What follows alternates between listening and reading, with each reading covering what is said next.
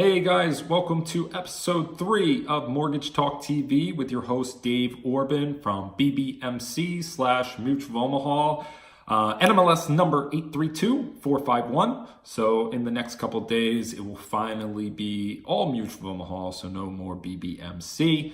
Not that it's a bad thing, they just again acquired our company, so we will fully be Mutual of Omaha. So to get into this episode, we are going to talk about VA loans. We're not really going to get into the guidelines and ABCs of a VA loan, but what we're going to get into is the actual benefits of a VA loan from a realtor standpoint. Why a realtor should be accepting more VA offers and why a realtor should be working with more veterans. First and foremost, you should be working with veterans either way because one, they have sacrificed so much for this country that we should be doing whatever we can do to help them get into a home, become homeowners, and get them into their dream home with their family.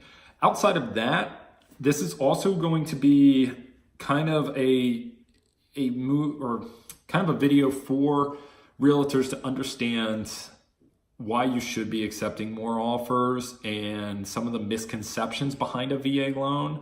So let's kind of get right into it. And when I say realtors, this is not an attack on realtors at all. I think there's just a lot of misconceptions about VA loans and loans in general that hopefully these videos will continue to kind of educate everyone and learn more and become better.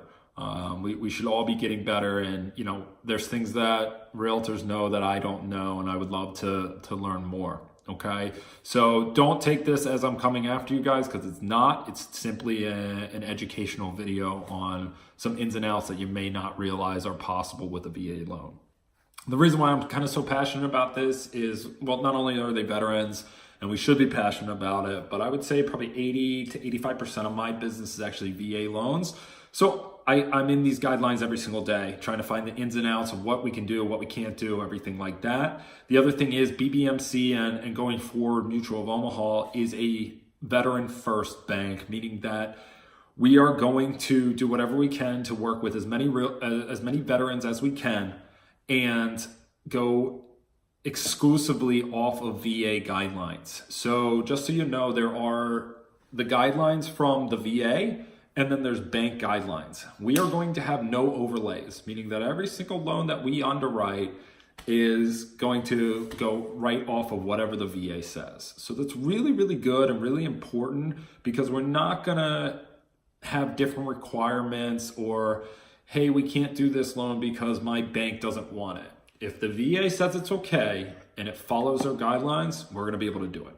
Okay, so again, we'll get into some of those things later on, but what I want to go over are kind of some of the misconceptions that I see in the industry and some things that I hear, and when talking to other people in my industry are frustrations.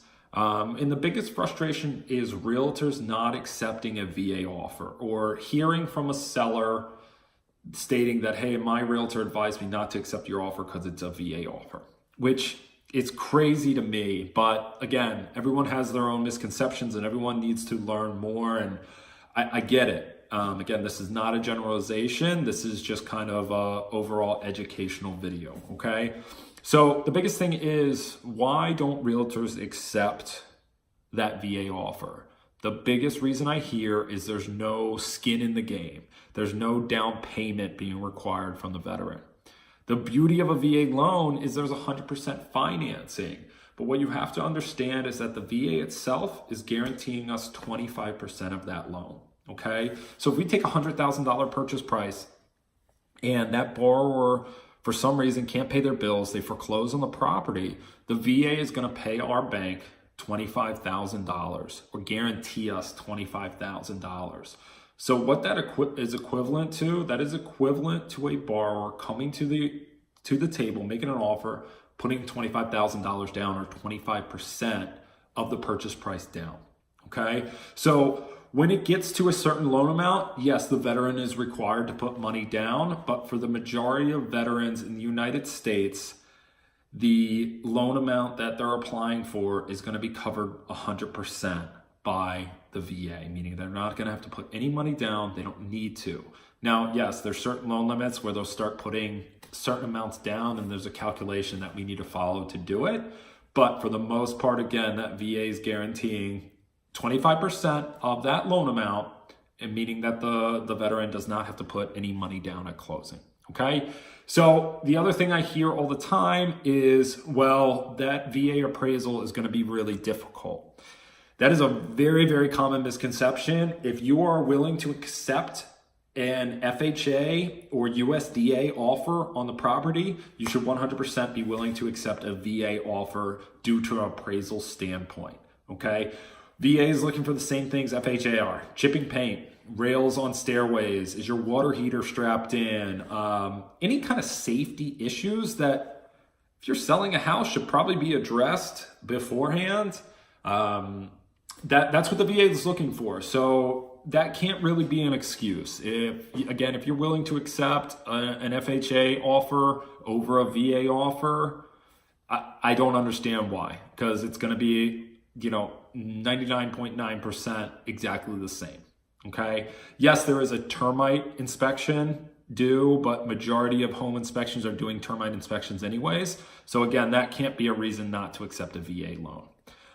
The last thing that, on kind of a flip side, to make things work from a buyer's realtor. So if you're taking out a veteran and they say, hey, I want to use my VA eligibility, something that you should know is that if debt to income is going to be an issue or money to close is going to be an issue, something like that, we can always use seller help to pay other bills. This is the only loan that allows us to do it, meaning that from your standpoint as a realtor, you want to get that person in the home and you want to look the best you can look, right?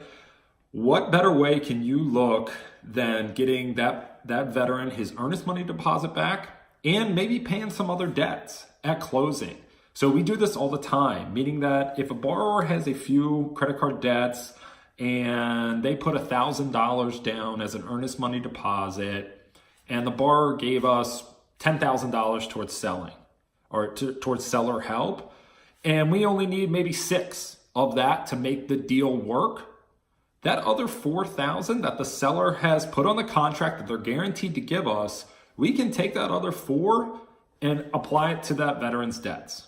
How great is that? Hey, here's your $1,000 earnest money deposit back, but I also paid your 3 credit cards for you. They're going to ask where it's coming from. The seller already guaranteed to give us that money. I'm just using it all. Only loan that we can do that with. All other loans, we got to give that earnest money or that seller help back to the seller. This one, we can use it. And what a better way to get someone in a home. Here's your earnest money deposit back. I also paid off 3 of your credit cards or whatever it comes out to be, so you can go have some extra money to furnish your new house. Okay, so again, there are so many different things, and I don't want this to be a generalization like realtors, why aren't you doing this, blah, blah, blah, blah, blah. I want just people to learn from this and know what you can do and the power of a VA loan. Guys, let's help some more veterans. Let's get them into homes. Call me if you have questions. I am in this every single day, learning more and more. I actually just got off a phone call with the VA over an income issue, and at the end of the day, it's a VA's call. If we call the VA to say, hey, I got this issue, my underwriter is having some kind of weird feeling about it, what do you guys feel like? We can always send it to the VA and they will underwrite it. If they underwrite and approve it, we'll do that loan.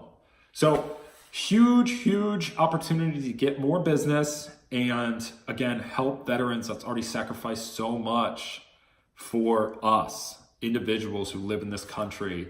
Let's go help them all. Let's get them into homes and let's keep crushing it. That's it. Thank you so much. Episode 3, why you should be accepting more VA offers and working with more veterans. Hope you liked it. It's kind of long, but please share, please like, please comment. I need some more questions. I want to answer some more things. Thanks, guys. Bye.